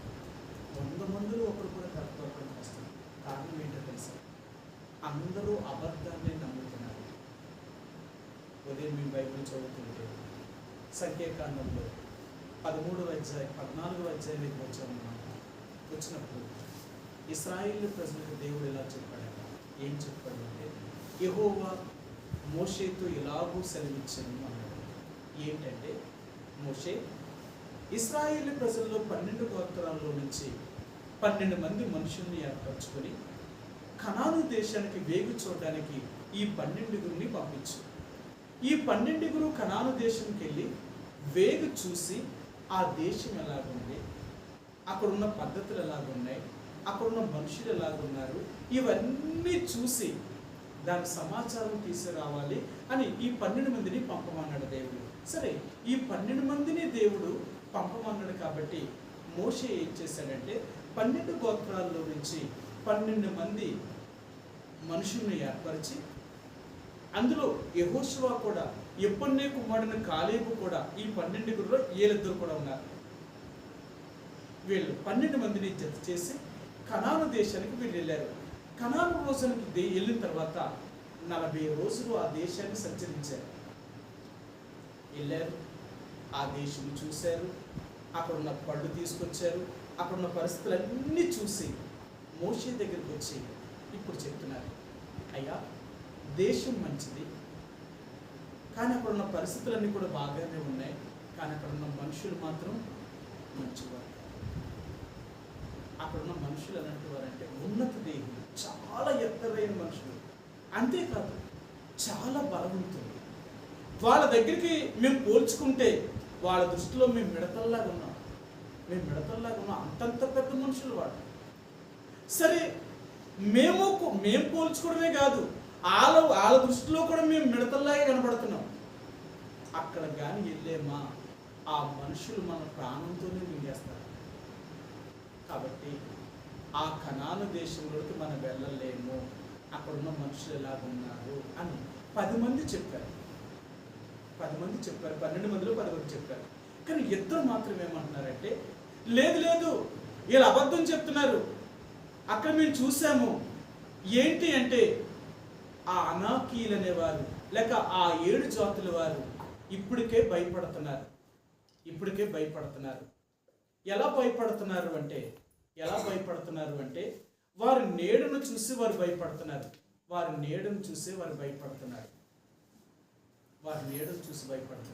కాబట్టి మనం అక్కడికి వెళితే తప్పక విజయం మనదే. అక్కడికి వెళ్తే తప్పక విజయం మనదవుతుంది అని చెప్తున్నారు. కానీ సమాజం ఎవరు నమ్మింది? ఆ 10 మంది చెప్పిన అబద్ధాన్ని నమ్మిందే తప్ప ఇద్దరు చెప్పిన నిజాన్ని నమ్మలేదు. అందుకనే ఈనాడు క్రైస్తత్వం అంతా ఎలాగో తెలుసా, మెజారిటీ ఎవరు ఎక్కువ మంది చెప్తున్నారో అదే నిజం అంటుంది అంతే. కానీ నిజం చెప్పిన మాట నమ్ముతారు. కాబట్టి ఈరోజు దేవుడు అనేది ఏంటో తెలుసా, మనుషులు చేసే పని ఏంటో, దేవుడు చేసే పని ఏంటో మనం తెలుసుకోవాలి. ఏది దేవుడి పని, ఏది మనుషుల పని? మనుషులు చేసే పని అయితే ఈ 3 ఉంటున్నాయి అన్నాడు. ధనాపేక్ష కలిగిన బోధ, కపటమైన బోధ, అపవిత్రమైన బోధ. అందుకనే చూడండి, ఈనాడు దేవుని సంఘాల్లో ఎంత చెడుతనాలు జరుగుతున్నాయో తెలుసా, ఎంత పాపం జరుగుతుందో తెలుసా. దేవుడు మందిరాలకు వెళ్ళి వీళ్ళు ఏం నేర్చుకుంటున్నారు అంటే పాపాన్న, చెడుతనాన్న. నిజంగా యెహోవా యందు భయభక్తులు కలిగిన వారు చెడుతనాన్ని అసహించుకునేవారే తప్ప చెడుతనాన్ని ప్రేమించేవారు కాదు. కాబట్టి ఈరోజు దేవుడు మనకి జ్ఞాపకం చేయాలనుకున్నట్టే, ఏది దేవుడి పని, ఏది మనుషుల పని. అందుకని గమనించి చెప్తున్నారు, అయ్యారా అది మనుషుల ద్వారా జరిగినదైతేనా వారి ఆలోచనలో, ఇది దేవుని వల్ల జరిగిన కార్యం అంటావా, అది మనం ఆపలేము. కాబట్టి ఆ మనుషుల జోలికి మీరు వెళ్ళండి. దయచేసి ఆ మనుషులను వదిలేయండి. వాళ్ళ జోలిగా వెళ్ళామా ఆ పాపానికి శిక్ష మనం అనుభవిస్తాం. అది ఎంత భయంకరమైన పాపమో తెలుసా. వాళ్ళని కానీ మనం ఏమైనా చేసి చంపేసామా, ఆ రక్తము ఇప్పటికీ మనం చెప్పుకోలేకపోతున్నాం. వాళ్ళు చెప్పాడు గమ్మలేదు, మనం యేసుని చంపే పెద్ద తప్పు చేశాం. ఆనాడు యేసు ప్రభువుని మనం సిలివేసి ఒక నిరపరాధేయక రక్తాన్ని చిందించడం వల్లే ఎన్నో శ్రమలు అనుభవిస్తున్నాం. అది మనతోటే పోదు, మన పిల్ల తరాల వరకు కూడా అది నిలిచిపోతుంది. ఆయన చెప్పాడు యేసు ప్రభువు. ఏం చెప్పాడంటే, వాళ్ళు చెప్పారు కదా, మేము చేసిన, ఒకవేళ మేమే కానీ పాపం చేస్తుంటే, ఆయన చంపేయడం మా వల్ల కానీ జరుగుంటే, మా మీదను మా పిల్లల మీదను ఆ పాపం ఉండును గాక, కానీ ఈయన మాత్రం చంపేయండి అన్నారు. వాళ్ళ నోటితో వాళ్ళు ఒప్పుకున్నారు. మన పితరులు చేసిన ఆ పాపాన్ని బట్టి ఇప్పుడు మన ఈ శిక్ష అనుభవిస్తున్నాం. ఇప్పుడేమో మీరు ఆయన్ని కూడా ఆయన్ని వెంబడించే వారిని కూడా చంపాలనుకున్నారు. ఇదెంత పెద్ద నేరం అయిపోతుంది. కాబట్టి వాళ్ళు ఏమి చేయకండి, వదిలేయండి అని చెప్తున్నారు. నిజమండి, దేవుని వల్ల జరిగే కార్యము, మనుషుల వల్ల జరిగే కార్యము, ఈ రెండు వేరు వేరు. అందుకని ఏది దేవుని పని, ఏది మనుషుల పని, ఏది దైవ కార్యము, ఏది మానవ కార్యము అంటే మనుషులు చేసే ప్రతి దగ్గర కూడా ప్రతి నీచమైన కార్యాలు జరుగుతాయి. అక్కడ దేవుడు ఉండడు. సరే, ఈ ఒక్క మాట చూపిస్తాను మీకు. మనుషుల జ్ఞానము దేవుని జ్ఞానం ఎలా ఉంటుందో చూపిస్తాను. యాకోబు రాసిన పత్రిక మీ అందరికీ బాగా తెలిసిన మాట 3వ అధ్యాయము. యాకోబు రాసిన పత్రిక 3వ అధ్యాయము 15-16 వచనాలండి. ఈ జ్ఞానము పైనుండి దిగి వచ్చినది కాక, భూ సంబంధమైనది, ప్రకృతి సంబంధమైనది, దయ్యముల జ్ఞానం వంటిది నై ఉన్నది. యాలయనగా మత్సరమును వివాదమును ఎక్కడ ఉండను, అక్కడ అల్లరియు ప్రతి నీచ కార్యమును. ఇది మానవుడి యొక్క జ్ఞానం. అందుకని అక్కడ ఏముంటుంది తెలుసా? అల్లరి, నీచమైన కార్యాలు జరుగుతూ ఉంటాయి. దేవుడు మందిరాలని చెప్తారు, దేవుడు సమాజం అని చెప్తారు, కానీ జరిగేవన్నీ కూడా దేవునికి వ్యతిరేకమైన పనులు జరుగుతాయి. అక్కడంతా మత్సరము, వివాదము, అంత సమస్యలతోటే ఉంటుంది. ఎందుకో తెలుసా? దేవుడు లేని స్థానం, మానవ జ్ఞానం మీద ఉంది. ఎప్పుడైతే మానవ జ్ఞానం మనుషులు ప్రవేశించారో అక్కడ అన్ని దీని సమస్యలు, దైవ జ్ఞానం కలిగిన చోట, ఆత్మ పనిచేసే చోట ఇక్కడ ఇలాంటివి ఉండదు. మృదువైన వారు, సులభముగా లోబడేవారు, తప్పును దిద్దుకునే లక్షణాన్ని కలిగిన వారు, వేషధారణ ఉండదు. వీరెప్పుడు కూడా పాపం చేసేవారు కాదు. సరే, ఈ మాట కూడా చూద్దాం. 17వ వచనం. అయితే పైనుండి వచ్చే జ్ఞానము మొట్టమొదట పవిత్రమైనది, రెండవది తరువాత సమాధానకరమైనది, మృదువైనది, సులభముగా లోబడినది, కనికరముతోనూ మంచి ఫలములతోనూ నిండుకున్నది, పక్షపాతమైనను వేషధారణను లేనిదినై ఉన్నది. దేవుని వాక్యాన్ని వినేవాడు, దేవుని బిడ్డలనేవాడు ఇలాంటి లక్షణాలు కలిగిన వారు బహు తక్కువ మంది. అందుకే దేవుని కార్యం ఏదో, మానవుడి కార్యం ఏదో మనం ఇది మనం తెలుసుకోగలిగితే నిజంగా మనం జీవం కలిగిన వారిగా జీవిస్తాం. ఎప్పుడు ఆ జీవం మనలోకి ఉంటుంది. కాబట్టి ఆ జీవము చేత మనం ఎప్పుడు మందిరానికి వచ్చినప్పుడల్లా ప్రేరేపించబడుతూ ఉంటాం, రేకెత్తించబడుతూ ఉంటాం, మనతో మాట్లాడుతూ ఉంటాడు. అందుకనే దేవుడి మందిరానికి వెళ్ళినప్పుడల్లా మనం చెప్తాం, ఈరోజు దేవుడు నాతో మాట్లాడాడు, ఈరోజు నాతో దేవుడు మాట్లాడాడు. మరి మీరు బైబిల్ చదువుతున్నప్పుడు, దేవుడి మందిరానికి వస్తున్నప్పుడు మీకు నిజంగా దేవుడు మాట్లాడుతున్నాడో లేదో నాకు తెలియదు. కానీ నేను చిన్నప్పటి నుంచి కూడా దేవుడి మందిరానికి వెళ్ళినవాడిని. నాకు 12 సంవత్సరాల వయసు వచ్చినప్పటి నుంచి నేను బైబిల్ నా సొంతంగా, ఆ రోజుల్లో బైబిల్ 40 రూపాయలు అనమాట, అది కొనడమే చాలా కష్టం. అలా నాకు బైబిల్ నేను కావాలని పట్టుబడితే ఆ రోజు నాకు సొంతంగా బైబిల్ కొనిచ్చారనమాట. ఆ బైబిల్ నేను చదవడం ప్రారంభించాను. నా చిన్నతనంలోనే దేవుడు నాతో మాట్లాడడం మొదలుపెట్టాడు.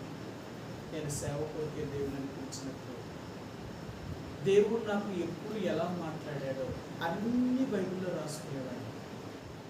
ఇది రాత్ర పగల, అది ఏ రోజు ఏ సమయము అన్నీ రాసుకునేవాడిని. ఆ డేట్లతో సహా రాసుకునేవాడిని. అంతేకాదు, మందిరానికి వెళ్ళినప్పుడు ఒకవేళ దేవుని సేవకుడు వాక్యాన్ని చెప్తున్నప్పుడు ఆ వాక్యం నాతో మాట్లాడిందంటే అక్కడ కూడా రాసుకుని, పలానా ఆదివారం నేను మందిరానికి వెళ్ళినప్పుడు ఇంకో పలానా వాక్యం నాతో మాట్లాడింది. నేను కాకినాడలో ఉన్న మరినందన్ గారికి మొట్టమొదటిసారి 1988వ సంవత్సరంలో ఉత్తరం రాశాను. ఇక్కడ ఆయనతో మాట్లాడేది భయం. ఆయన దగ్గర నిలబడేవాడు కూడా కాదు. ఇంకా అలాంటి నేను చిన్నోని, నేనేం నిలబడగలను, అసలు ఏం చెప్పగలను. సరే, ఒక ఉత్తరం రాశాను. ఆయన అన్న, నన్ను దేవుడు సేవకు పిలిచాడు, నన్ను దేవుడు సేవకు అంటున్నాడు. ఇదిగో దేవుడు నాతో ఇలాగ మాట్లాడాడని ఒక ఇంగ్లాండ్ కవర్ తీసుకొని మొత్తం ఆ ఇంగ్లాండ్ కవర్ నిండా కూడా సమయము, ఆ డేటు, మాట్లాడిన రిఫరెన్స్ మొత్తం అంతా రాశారనమాట. ఆయన ఆశ్చర్యపడు రోజు స్పెషల్ మీటింగ్ రాజమండ్రికి వచ్చిన తర్వాత ఆయన నన్ను పిలిచాడనమాట. ఒరే, దేవుడు నీతో ఇలాగ మాట్లాడా, ఇటన్నీ వాక్యాలు మాట్లాడా. ఇదిగో నా బైబిల్, నేను బైబిల్ చదువుతున్నప్పుడు దేవుడు నాతో మాట్లాడు, నేను మందిరానికి వెళ్తే దేవుడు నాతో మాట్లాడుతున్నాడు. అందుకనే నేను ఇది తట్టుకోలేక ఇవన్నీ వదిలేసి ఇంకా దేవుని కొరకు వచ్చేయడానికి సిద్ధమవుతున్నాను. మీరేమంటారో చెప్పండి. మీరు ఎప్పుడు రమ్మంటారు వచ్చేస్తాను, మీరు ఎప్పుడు రమ్మంటారు వచ్చేస్తాను. నేను భరించలేకపోతున్నాను ఈ బాధ. ఎందుకంటే ప్రతిరోజు దేవుడు నాతో మాట్లాడుతున్నాడు. దేవుడు మందిరానికి వెళితే మాట్లాడుతున్నాడు, ఇంట్లో ఉంటే మాట్లాడుతున్నాడు, బైబిల్ చదివితే మాట్లాడుతున్నాడు. ఇది నా బాధ.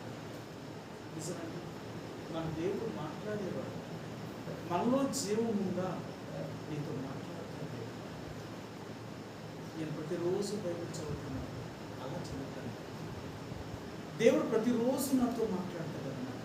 పలానా వాక్యాన్ని చదివానంటే ఆ అధ్యాయంలో ఆ వచనంలో ప్రభా నేను ఇలా ఉండాలని ఇదిగో నేను ఇంకా నా జీవితంలో లాంటివి ఉన్నాయా, అయితే ఇంకా నేను ఈ కొరకు ఇలా బ్రతకాలా తీర్మానం చేసుకుంటా, అయితే నన్ను ఆ రీతిగా సాగించి ప్రతిరోజు ఆ రీతిగా బైబిల్ చదువుతారు.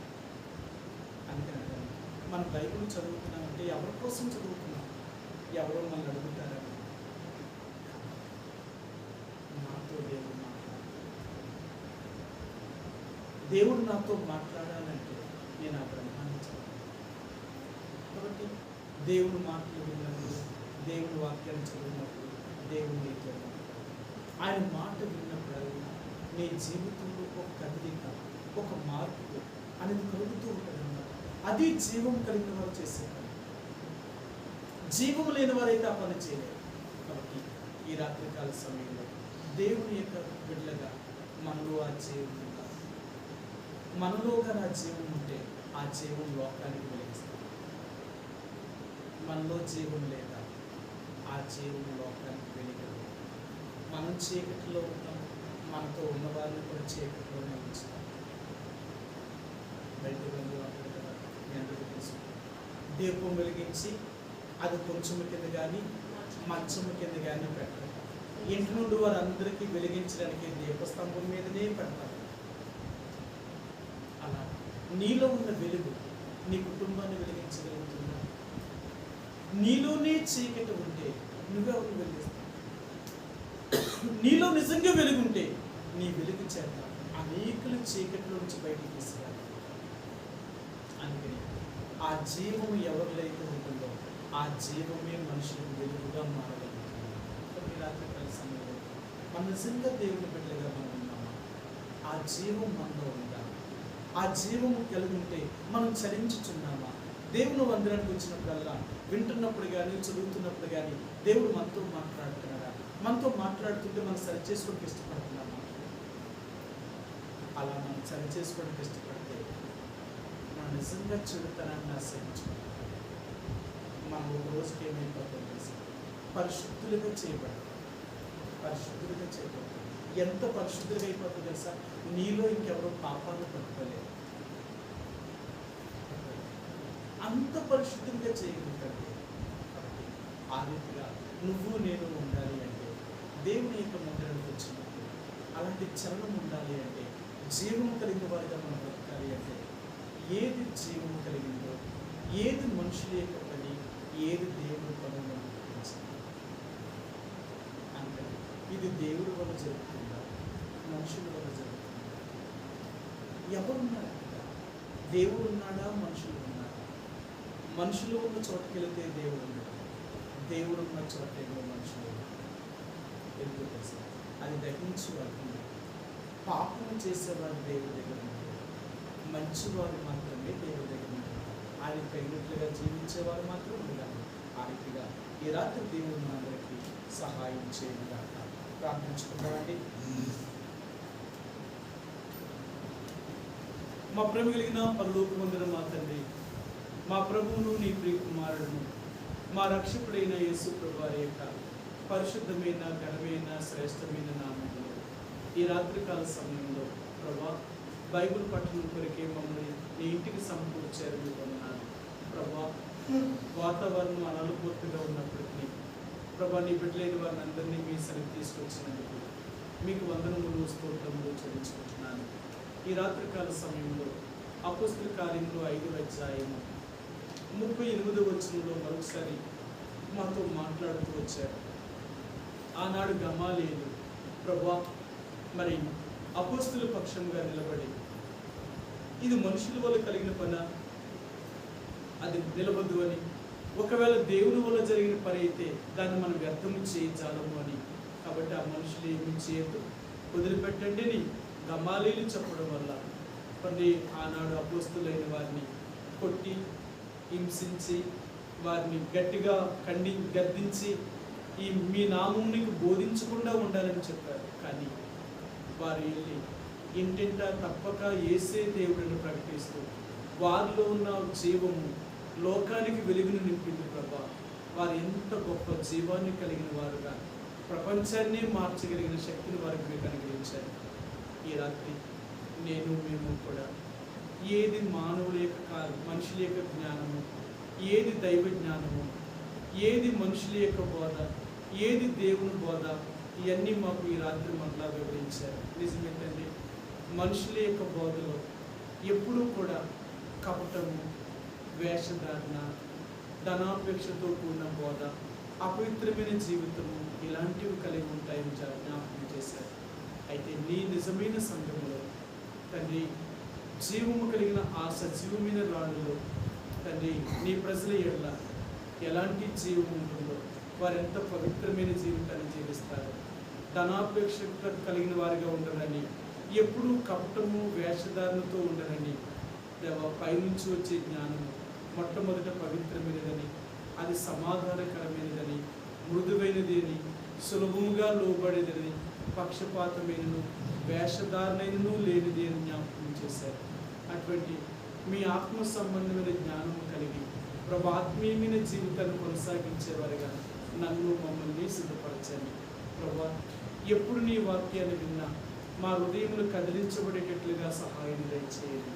మేము మృతమైన వారు కాకుండాట్లుగా జీవము కలిగిన వారుగా మమ్మల్ని ఉంచండి తండ్రి.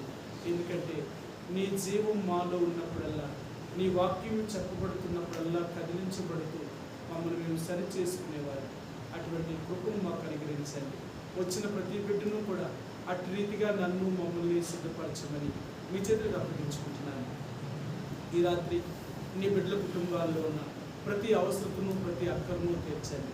వారిని మీరే బలపరచండి. సోదరి జాన్ గారి వారి కుటుంబాన్ని, సోదరి ప్రిస్కల సిస్టర్ గారి వారి కుటుంబాన్ని, సోదరి ఈశ్వరి సిస్టర్ గారి వారి కుటుంబాన్ని, సోదరి రూత్ సిస్టర్ గారి వారి కుటుంబాన్ని, సోదరి లిడియా సిస్టర్ గారి వారి కుటుంబాన్ని, ప్రభా నీ బిడ్డల కుటుంబాలన్నింటినీ మీరు ఆశీర్వదించండి, దీవించండి. ఆత్మీయంగా నీలో జీవం కలిగి నీ రాజ్యం చేరగలుగుట్లో నన్ను మమ్మల్ని అందరినీ సిద్ధపరచండి. నా దీని కుటుంబం కూడా నీ ప్రజలతో కలిసి అటువంటి అనుభవం కలిగి నీ రాజ్యంలో చేరేటట్లుగా సిద్ధపరచండి. అంతేకాదు ప్రభా, ప్రతిరోజు మీ వాక్యం చదువుతున్నప్పుడు నువ్వు మాతో మాట్లాడుతున్నావనే స్పర్శను మాకు అనుగ్రహించండి. ప్రభా ఇప్పటికే అనేక సార్లు మాతో ఆ రీతిగా మాట్లాడుతున్నారు. ప్రభా నువ్వు మాట్లాడే దేవుడు తండ్రి, అటువంటి గ్రహింపు కలిగిన వారిగా మమ్మల్ని అందరినీ సిద్ధపరచండి. ఈ రాత్రి రాలేకపోయిన వారికి మరొక తరుణాన్ని దయచేయండి. దేవా నీ ప్రజల్ని మీరు ఆశీర్వదించండి, దీవించండి. వారి కుటుంబాల్లో ప్రతి ఆర్థిక సమస్యను తీర్చమని మీ చేతులకు అప్పగించుకుంటున్నాను. అలాగే తండ్రి మోషేని కనికరించండి. వారి ప్రయాణంలో ఉంటుండగా తండ్రి మరి క్షేమంగా మోషే మరి తన గమ్యస్థానానికి చేరేంత వరకు దేవ తనకి సహాయం దయచేయండి. సీటు దొరకగలుగులో కూడా చూపించండి. దేవ తన చదువులో కూడా సహాయం దయచేయండి. ఐసీ వారిని కూడా క్షేమంగా మరి గుబ్బులు చేర్చినందుకు వందనాలు. వారు కూడా అక్కడ గడిపే సమయం దీవెనకరంగా చేసి మళ్ళా వచ్చేటప్పుడు మీరు తోడుండండి. ఇలా ప్రభు ప్రయాణంలో ఉన్న నీ బిడ్డలను మీరే క్షేమంగా గమ్యాలను చేర్చగలుగుతారో మీ కృప చూపించండి. ఇలాగ తండ్రి మరొకసారి మా ప్రార్థన సహాయం కోరుతున్న నీ బిడ్డలను జ్ఞాపకం చేసుకుంటాం. సోదరు సురేంద్రరావు గారిని, సలోమి గారిని, కృపారావుని, తన కుమారుణ్ణి, అలాగే దేవ పరన్నమ్మ గారిని, లాజర్ గారిని, విక్టర్ పాల్ గారిని, జక్రయ్య గారిని కనికరించండి. వారి బలహీనతపై మీ గాయపడిన స్థలం నుంచి సంపూర్ణమైన ఆరోగ్యాన్ని అనుగ్రహించండి. సోదరుడు పెద్ద గిద్యోని బ్రదర్ని, అలాగే తామాల సిస్టర్ని కనికరించి వారికి కూడా సంపూర్ణమైన స్వస్థతను అనుగ్రహించి మరి మీ చిత్రం అప్పగించుకుంటున్నాను. ఈ రీతిగా తండ్రి మా ప్రార్థన సహాయం కోరుతున్న నీ బిడ్డలైన వారిని అందరినీ మీ చిత్రం అప్పగిస్తూ మీరే కాపాడి వారి ప్రతి అవసరతను తీర్చమని, దేవ సంపూర్ణమైన స్వస్థతను అనుగ్రహించమని మా ప్రభువును, నీ ప్రియ కుమారుడు, మా రక్షకుడైన యేసు వారి యొక్క పరిశుద్ధమైన ఘనమైన నామములో స్తుతించి ప్రార్థించి అడిగి వేడుకుంటున్నాం మా తండ్రి. ఆమేన్. తుట్టిల్లకుండా మిమ్మల్ని కాపాడేటప్పుడు, ఆయన మహిమ మీదట ఆనందముతో నిర్దోషులుగా నిలవబెట్టకును మన శక్తిగల రక్షకుడైన అద్వితీయ దేవునికి, మన ప్రభువైన యేసుక్రీస్తు ద్వారా మహిమయు మహత్యమును ఆధిపత్యమును అధికారమును యుగములకు పూర్వమును ఇప్పుడును సర్వయుగములకు కలుగునుగాక. ఆమేన్. ఆమేన్. ప్రైజ్ లార్డ్ అండి. ప్రైజ్